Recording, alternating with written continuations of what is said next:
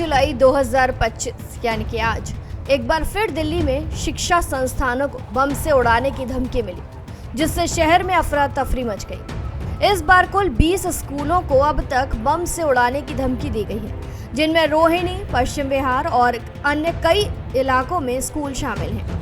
पहले अभिनव public school Rohini sector 3, फिर रिचमोंड school पश्चिम बिहार और इसके बाद sovereign public school Rohini sector 24 को ईमेल के जरिए धमकियां भेजी गई।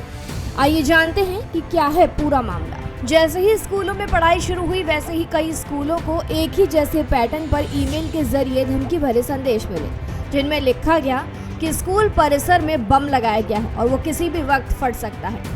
इन मेल्स के आते ही स्कूल प्रशासन ने तुरंत पुलिस को सूचित किया। बच्चों को सुरक्षित बाहर निकाला गया और बम निरोधक दस्ते, डॉग स्क्वाड और फायर ब्रिगेड की टीमें मौके पर पहुंच गई। हालांकि जांच के बाद किसी भी स्कूल में कोई विस्फोटक सामग्री नहीं पाई गई और सभी मेल्स को फर्जी घोषित कर दिया गया। बावजूद इसके अभिभावकों और छात्रों के बीच डर और चिंता का माहौल अभी भी बना हुआ है। हमने देखा है कि पिछले कुछ समय से लगातार स्कूलों को बम से उड़ाने की धमकियां मिल रही हैं। दिल्ली में कई शिक्षक संस्थानों में ऐसी खबरें आ रही हैं कि उन्हें बम से उड़ा दिया जाएगा। ऐसे में आज हम आपको इस वीडियो के जरिए बताने जा रहे हैं कि ये धमकियां बार बार क्यों दी जा रही हैं, इन सब धमकियों के पीछे मकसद क्या है और पुलिस ने एहतियात के तौर पर क्या कदम उठाए हैं। सबसे पहले जानते हैं आइए क्यों मिल रही हैं बार बार धमकियां। दिल्ली में ये कोई पहली बार नहीं है जब स्कूलों को इस तरह की धमकी मिली हो। पिछले एक साल में ही दिल्ली एनसीआर के 30 से ज्यादा स्कूलों को बम से धमकी भरे ईमेल मिल चुके हैं। अप्रैल 2024 में भी एक ही दिन में 15 स्कूलों को बम से उड़ाने की धमकी मिली थी। इस बार पुलिस जांच में ये मेल फर्जी निकले, लेकिन इसका असर स्कूलों की दिनचर्या और बच्चों की मानसिक स्थिति पर जरूर पड़ा। इन धमकियों के पीछे क्या मकसद है, इसका अब तक कोई पुख्ता जवाब तो सामने नहीं आ पाया है, लेकिन सुरक्षा एजेंसियां इसे कुछ प्रमुख वजहों से जोड़कर देख रही हैं। शरारती तत्वों की करतूत।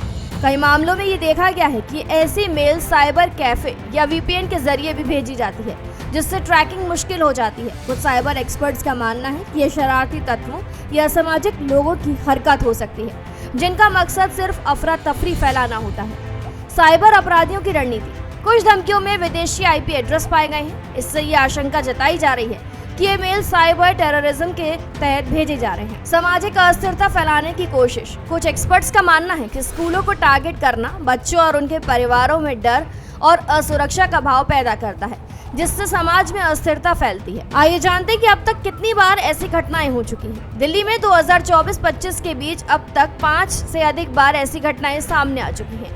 इनमें हर बार बम स्क्वाड और पुलिस को मौके पर भेजा जाता है, स्कूल खाली कराए जाते हैं, व्यापक स्तर पर जांच की जाती है, लेकिन कोई भी धमकी अब तक सच साबित नहीं हुई। बात अप्रैल 2024 की करें तो 15 स्कूलों को बम की धमकी मिली। जनवरी 2025 में 6 स्कूलों को धमकी मिली। जुलाई 2025 में 20 स्कूलों को धमकी और अब तक की ये सबसे बड़ी संख्या है। इन घटनाओं से सुरक्षा एजेंसियों की सतर्कता बढ़ी है, लेकिन साथ ही ये भी सवाल उठता है कि साइबर सुरक्षा के मोर्चे पर क्या वाकई हम तैयार हैं। आइए जानते हैं कि इन धमकियों का सोर्स क्या है।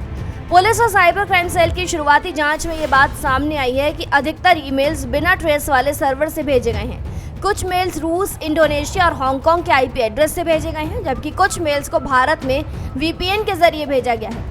इससे इन धमकियों का स्रोत पहचानना चुनौतीपूर्ण हो गया है। कुछ मामलों में एआई जनरेटेड टेक्स्ट और फर्जी अकाउंट्स का भी उपयोग किया गया है, जिससे ये भी अंदेशा है कि ये कोई संगठित साजिश हो सकती है। बच्चों और अभिभावकों में डर का माहौल। हर बार की तरह इस बार भी स्कूल में पढ़ाई बाधित हुई और अभिभावकों को तुरंत अपने बच्चों को लेने स्कूल जाना पड़ा। लगातार मिल रही धमकियों से अभिभावकों में चिंता बढ़ गई है, कहीं कोई एक धमकी सच न साबित हो जाए। इससे बच्चों की मानसिक स्थिति पर भी बुरा असर पड़ रहा है, जो पढ़ाई से ज्यादा असुरक्षा और डर के माहौल में जीने लगे हैं। दिल्ली जैसे मेट्रो शहर में बार बार स्कूलों को बम धमकियां मिलना बेहद चिंताजनक है। भले ही अब तक ये धमकियां झूठी साबित हुई हों, लेकिन इसका असर असली और गंभीर है। अब वक्त आ गया है कि सरकार, पुलिस और साइबर एजेंसियां मिलकर ऐसे अपराधों के खिलाफ एक ठोस रणनीति बनाएं, ताकि बच्चों और अभिभावकों का विश्वास कायम रह सके और शिक्षा का माहौल सुरक्षित बन सके। आपकी क्या कुछ राय इस बारे में कमेंट सेक्शन में जरूर बताएं। तमाम जानकारियों के लिए सब्सक्राइब करें भारत एक्सप्रेस।